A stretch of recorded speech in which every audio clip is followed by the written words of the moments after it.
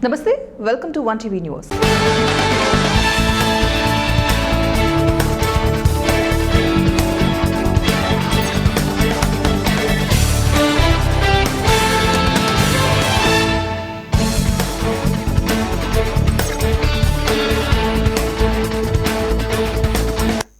Police అమరవీరుల సంస్మరణ వారోత్సవాలలో భాగంగా విజయనగరం 3 లాంతర్ల జంక్షన్ నుంచి కోటా జంక్షన్ వరకు జిల్లా పోలీస్ శాఖ ఆధ్వర్యంలో క్యాండిల్ ర్యాలీని నిర్వహించారు.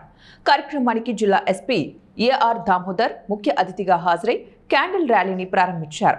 నగరంలోని 3 లాంతర్ల జంక్షన్ నుంచి కోటా జంక్షన్ వరకు శుక్రవారం సాయంత్రం నిర్వహించిన ర్యాలీలో పోలీస్ అధికారులు, సిబ్బంది, విద్యార్థులు, ప్రజలు పాల్గొని పోలీస్ అమరవీరుల చిత్రపటాలకు పూలమాలలు వేసి ఘనంగా నివాళులర్పించారు. పోలీస్ అమరవీరులకు జోహార్లు అర్పించి అమరవీరుల సంస్మరణ వారోత్సవాలకు ముగింపు పలికారు. ఈ కార్యక్రమంలో ఏఆర్ అదనపు SP G Nageswararao, Vizianagaram in charge DSP R Govindarao, Vizianagaram AR DSP E Kotireddy, సిఐలు AV Leelarao, RVRK Chowdary, T Srinivasarao, V Lakshmanarao, Suryanaidu తదితరులు పాల్గొన్నారు.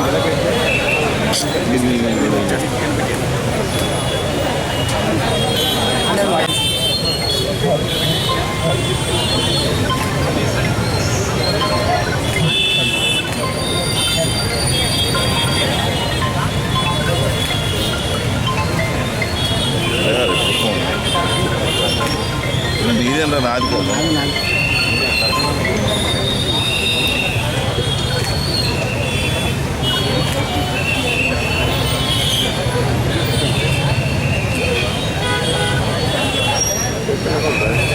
సార్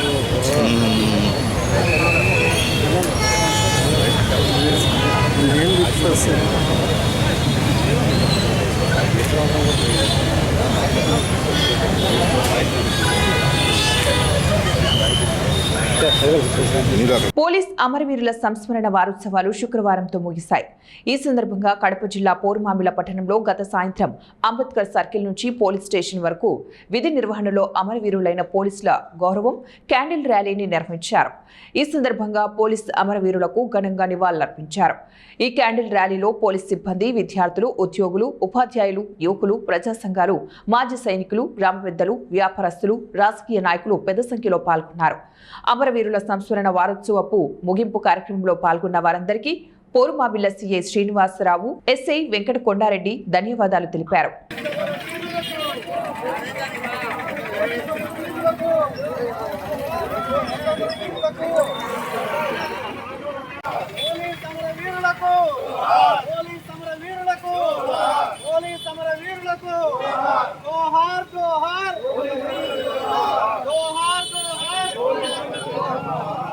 తుఫాన్ ప్రభావిత ప్రాంతాల పర్యటనకు వచ్చిన ఉప ముఖ్యమంత్రి పవన్ కళ్యాణ్ ప్రతిష్ట దెబ్బతినేలాగా పర్యటనను ఏర్పాటు చేశారని అవనిగడ్డ ఎమ్మెల్యే మండలి బుద్ధాప్రసాద్పై సింహాద్రి రమేష్ బాబు మండిపడ్డారు.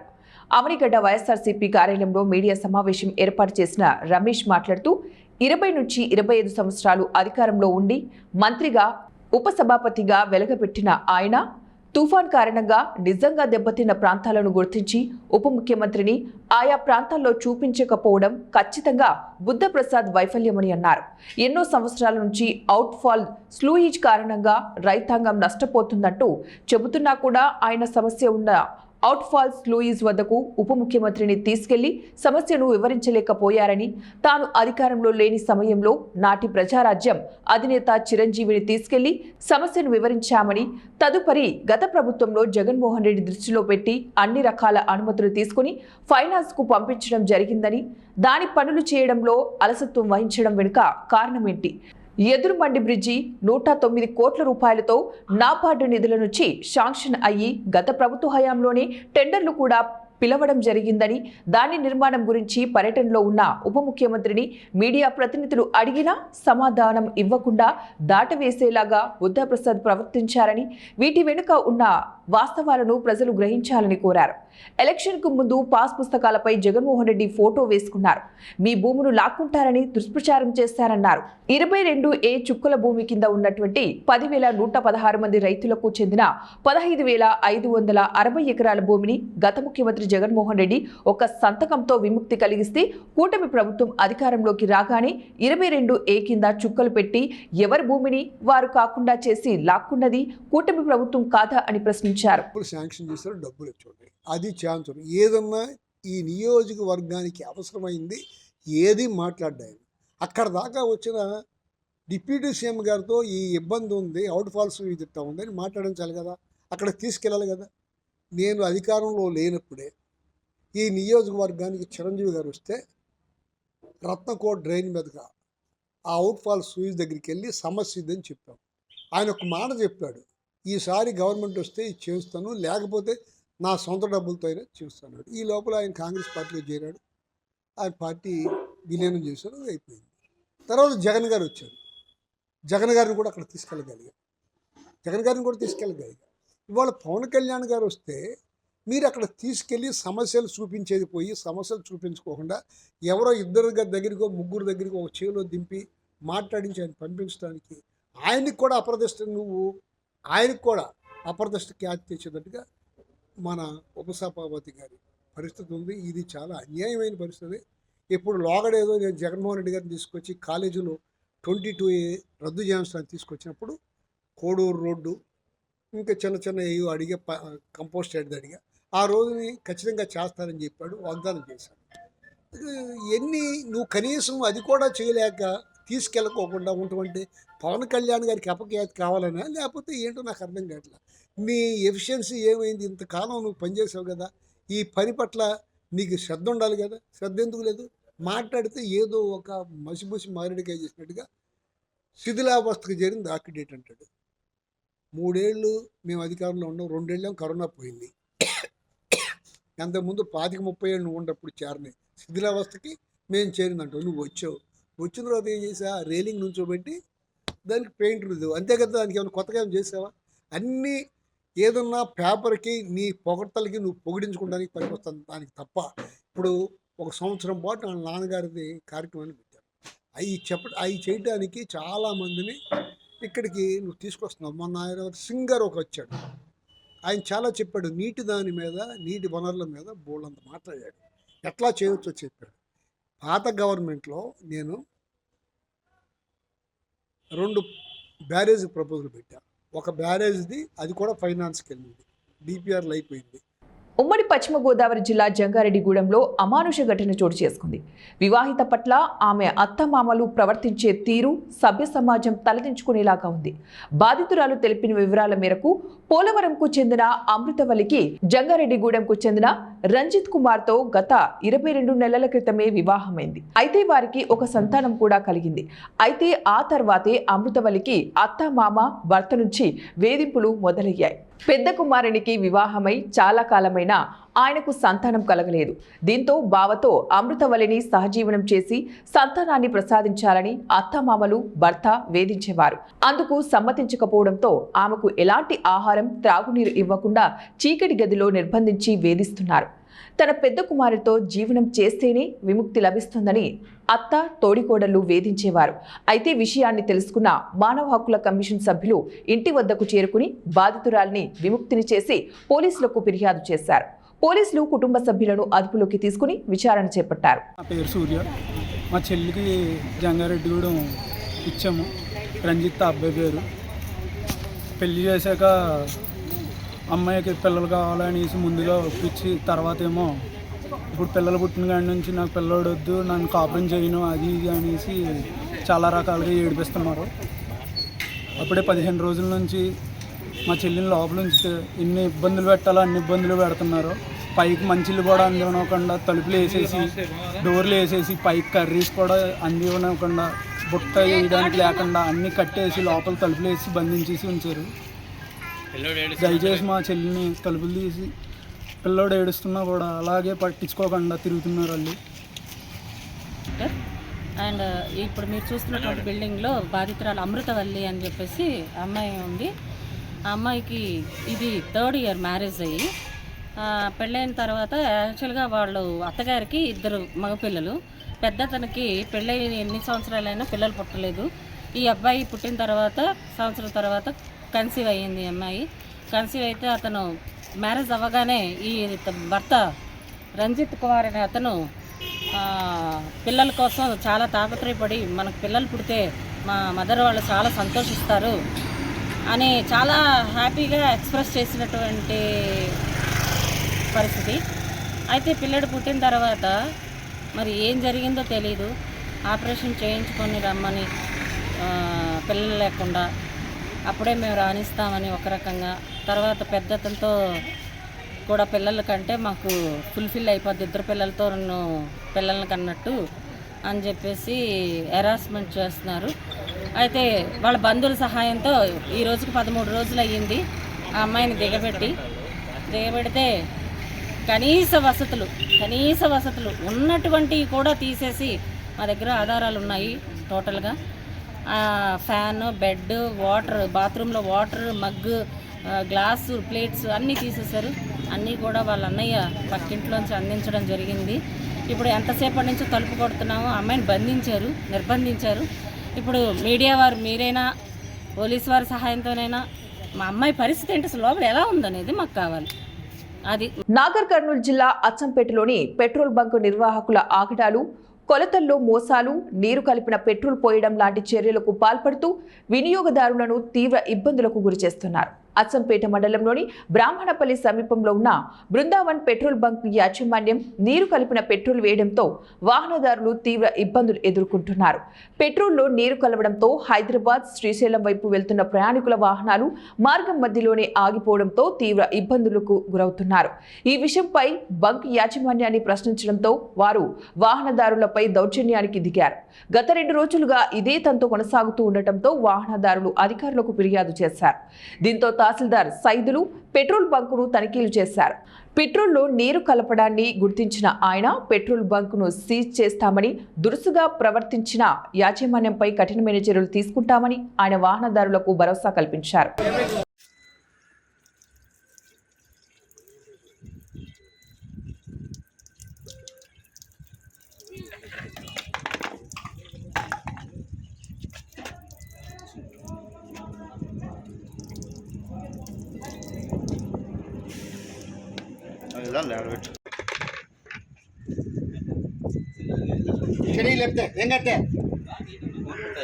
జయశంకర్ భూపాలపల్లి జిల్లా మహాదేవపూర్ పోలీసులు గంజాయి విక్రయిస్తున్న 3 యువకులను, ఓ మోటార్ సైకిల్ను, 150 గ్రాముల గంజాయిని స్వాధీనం చేసుకున్నారు.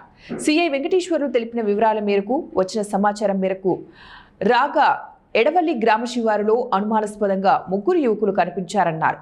వారు పోలీసులను చూసి పారిపోయే ప్రయత్నం చేయగా పట్టుకుని విచారించామన్నారు. వారు గంజాయి తాగుతున్నామని, తమకున్న వ్యసనాల కోసం గంజాయి వ్యక్తులుగా కూడా మారినట్లు వారు తెలిపారు. పోలీసులు వారి వద్ద సోదాలు నిర్వహించి 150 గ్రాముల గంజాయిని తీసుకొని అలాగే హోండా స్ప్లెండర్ బైక్ను స్వాధీనం చేసుకున్నారు. ఈ సందర్భంగా సీఐ మాట్లాడుతూ యువత గంజాయి ఇంకా ఇతర చెడు వ్యసనాలకు వెళ్తే వారి భవిష్యత్తు నాశనం అవుతుందని, అలాంటి వారిపై కఠినమైన చర్యలు తీసుకుంటామని హెచ్చరించారు.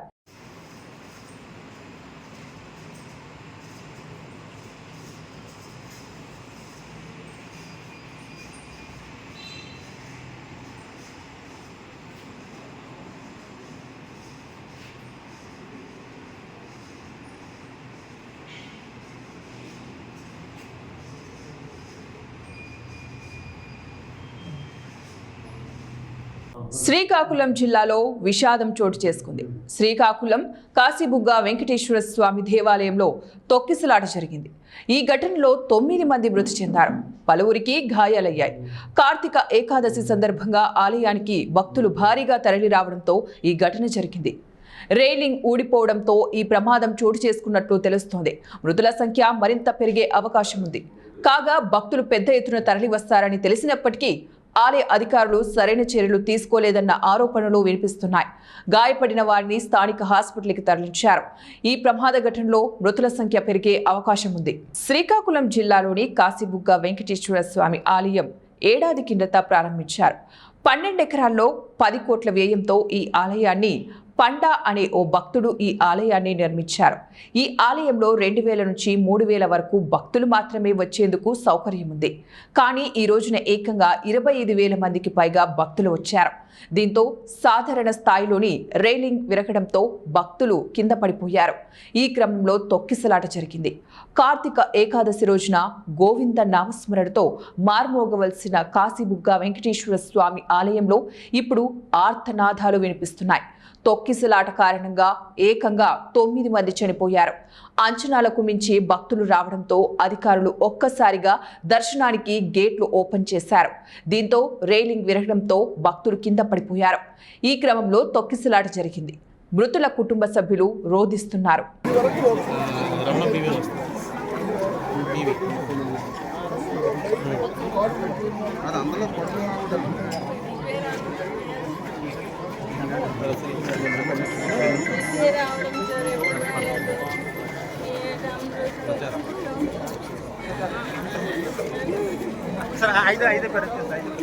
తెలంగాణ మంత్రిగా కాంగ్రెస్ నేత అజారుద్దీన్ రాజ్భవన్ లో ప్రమాణ స్వీకారం చేశారు. గవర్నర్ జిష్ణుదేవ్ వర్మ ఆయనతో ప్రమాణ స్వీకారం చేయించారు. ఈ కార్యక్రమంలో సీఎం రేవంత్ రెడ్డితో పాటుగా పలువురు మంత్రులు పాల్గొన్నారు. ప్రస్తుతం రేవంత్ కేబినెట్ లో ఇంకా 2 మంత్రి పదవులు ఖాళీగా ఉన్నాయి. ఇందులో ఓసీ బీసీలకు చోటు దక్కే అవకాశం ఉంది.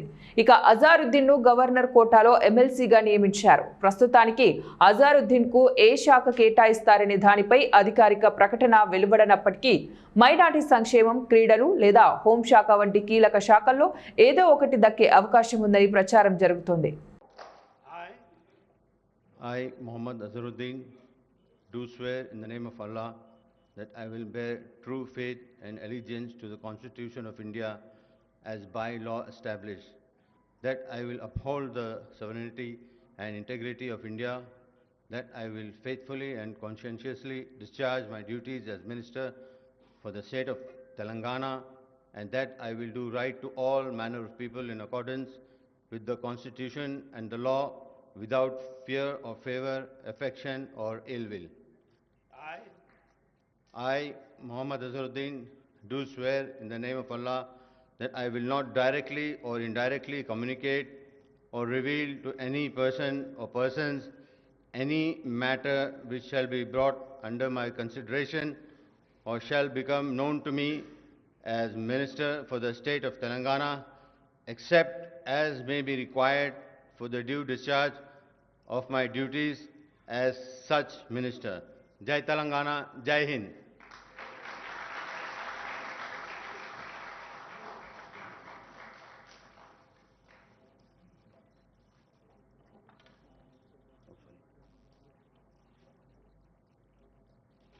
కర్నూలు ప్రభుత్వ సర్వజన హాస్పిటల్లో వైద్యులు అందుబాటులో ఉండి రోగులకు మెరుగైన వైద్య సేవలు అందించాలని జిల్లా కలెక్టర్ డాక్టర్ ఏ సిరి ఆదేశించారు. శుక్రవారం కర్నూలు ప్రభుత్వ సర్వజన హాస్పిటల్లోని వార్డుల్లో తిరిగి రోగులకు వైద్య సేవలు అందిస్తున్న తీరును పరిశీలించారు. Casualty, emergency, super speciality block, neuro surgery, respiratory inspection unit, మానసిక రోగుల ward, dermatologist ward, female ortho, male ortho తదితర వార్డులను కలెక్టర్ పరిశీలించి రోగుల బాగోగులను అడిగి తెలుసుకుంటున్నారు. ఈ సందర్భంగా కలెక్టర్ మాట్లాడుతూ ముందుగా క్యాజువాలిటీ వార్డును పరిశీలిస్తూ అక్కడే ట్రీట్మెంట్ తీసుకుంటున్న తిమ్మప్ప అనే వ్యక్తి కుటుంబ సభ్యులతో మాట్లాడుతూ ఎక్కడి నుంచి వచ్చారు, ట్రీట్మెంట్ ఏ విధంగా ఇస్తున్నారని ఆరా తీశారు. వివరాలు తెలుసుకుని అతనికి ఐసీయూలో బెడ్ సిద్ధం చేయాలని కలెక్టర్ జీజీహెచ్ సూపరింటెండెంట్ను ఆదేశించారు. అనంతరం అక్కడే ఉన్న ఇతర రోగులతో మాట్లాడుతూ వైద్యులు అందుబాటులో ఉంటున్నారా, ట్రీట్మెంట్ ఏ విధంగా ఇస్తున్నారు, సరైన సమయానికి మందులు ఇస్తున్నారా, భోజనం ఏ విధంగా ఉంది అని కలెక్టర్ పేషెంట్లను అడిగి తెలుసుకుంటున్నారు. 39 ఏళ్ల వయసున్నటువంటి రహీం అనే పేషెంట్ కేస్ షీట్ ను కలెక్టర్ పరిశీలిస్తూ ట్రీట్మెంట్ ఏ విధంగా ఇస్తున్నారని అడిగి తెలుసుకున్నారు. రెస్పిరేటరీ ఇన్ఫెక్షన్ యూనిట్ ను పరిశీలిస్తూ ఇటీవల బస్సు ప్రమాదానికి గురైన ట్రీట్మెంట్ తీసుకుంటున్నటువంటి గుణసాయి అనే వ్యక్తితో మాట్లాడారు. ఆరోగ్యం ఎలా ఉంది, వైద్యులు అందుబాటులో ఉంటున్నారా, ట్రీట్మెంట్ ఏ విధంగా ఇస్తున్నారని ఆరా తీశారు. వైద్యులతో కూడా మాట్లాడారు. గుణసాయి ఆరోగ్యం మెరుగైందని వైద్యులు తెలిపారు. సూపర్ స్పెషాలిటీ బ్లాక్ ను పరిశీలిస్తూ గుండె సంబంధిత వైద్యం తీసుకుంటున్న దేవదానం కుటుంబ సభ్యులతో మాట్లాడారు. రోగుల ఆరోగ్య వివరాలను అడిగి తెలుసుకున్నారు. అనంతరం ఫీమేల్ ఆర్థో, మేల్ ఆర్థో వార్డులను కూడా పరిశీలించారు. న్యూరో సర్జరీ వార్డులో ట్రీట్మెంట్ తీసుకుంటున్న 14 ఏళ్ల వయసున్నటువంటి ప్రకాష్ తో కలెక్టర్ మాట్లాడారు. అన్ని వార్డులలో రోగులతో మాట్లాడారు. ఆరోగ్యం ఎలా ఉంది, ట్రీట్మెంట్ ఏ విధంగా ఇస్తున్నారు, సరైన సమయానికి మందులు ఇస్తున్నారా లేదా అని, అలాగే భోజనం ఏ విధంగా ఉందని కలెక్టర్ పేషెంట్లను అడిగి తెలుసుకున్నారు. వైద్యాధికారులతో మాట్లాడుతూ హాస్పిటల్లో వైద్యులు అందుబాటులో ఉండాలని, రోగులకు ఎలాంటి ఇబ్బందులు లేకుండా వైద్య సిబ్బంది సేవలు అందించాలని కలెక్టర్ ఆదేశించారు. వార్డులు ఎప్పటికప్పుడు శుభ్రంగా ఉంచుకోవాలని కలెక్టర్ ఆదేశించారు. జిల్లాలో లెప్రసీ నిర్మూలన దిశగా ప్రజల్లో మరింత అవగాహన కల్పించాలని కలెక్టర్ లెప్రసీ అధికారిని ఆదేశించారు. హాస్పిటల్ ప్రాంగణాన్ని శుభ్రంగా ఉంచాలని, హైజీన్ పాటించాలని, నీరు, విద్యుత్, మరుగుదొడ్లు వంటి సౌకర్యాలు సక్రమంగా ఉండేలాగా చర్యలు తీసుకోవాలని కలెక్టర్ అధికారులను ఆదేశించారు. న్యూరో సర్జరీ, న్యూరాలజీ ఆపరేషన్ థియేటర్లను కూడా డిసెంబర్ నాటికి పూర్తి చేసే విధంగా చర్యలు తీసుకోవాలని కలెక్టర్ ఏపీఎంఎస్ ఐడీసీ ఇంజనీర్లను ఆదేశించారు. కలెక్టర్ వెంట GGH superintendent doctor Venkateswarlu, incharge DMHO doctor Bhaskar, GHAC DHAO Sindhu, Subrahmanyam తదితరులు పాల్గొన్నారు.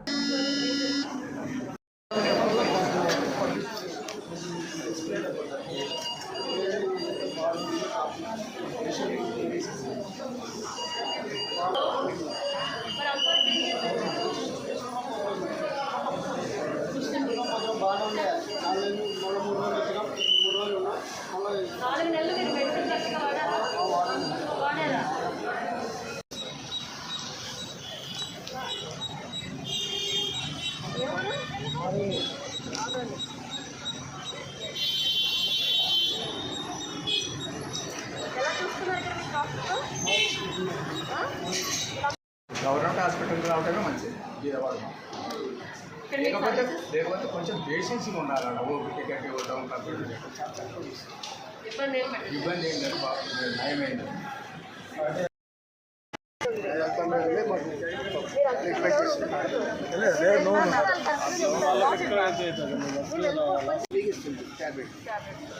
అప్పుడు మీరు హాస్పిటల్లో ఉండేటప్పుడు ఎక్కడ ఇబ్బంది పెట్టలేదా?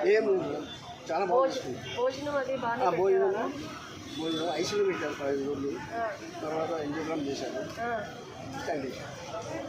సో డాక్టర్స్ కూడా బాగానే చూస్తున్నారు. మేడం మొత్తం ట్రీట్మెంట్ అది ఎక్కడ ఇబ్బంది ఏం లేదు.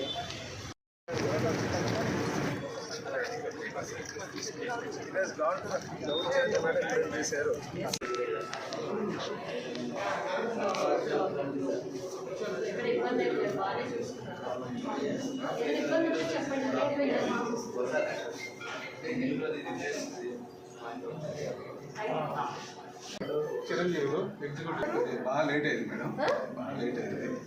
అంటే యాక్చువల్గా ఏంటంటే 10 వర్క్స్ టెండర్స్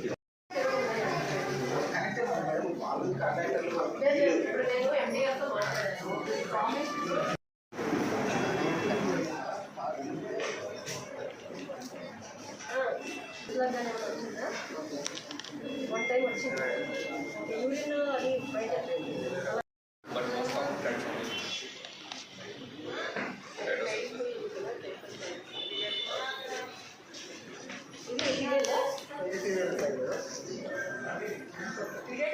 అది ఎవరు లేరు. ఇవి ఇప్పుడు బులెటిన్ డీటెయిల్స్. నెక్స్ట్ బులెటిన్ మళ్ళీ కలుద్దాం. Until then keep watching 1TV news.